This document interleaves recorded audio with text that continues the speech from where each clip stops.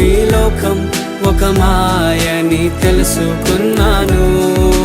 ఏది నా సొంతం కాదనుకున్నాను. తప్పిపోయిన కుమారుని నేనైతే నా కొరకై నిరీక్షించే తండ్రి నా యేసు. తప్పిపోయిన కుమారుని నేనైతే నా కొరకై నిరీక్షించే తండ్రి నా యేసు.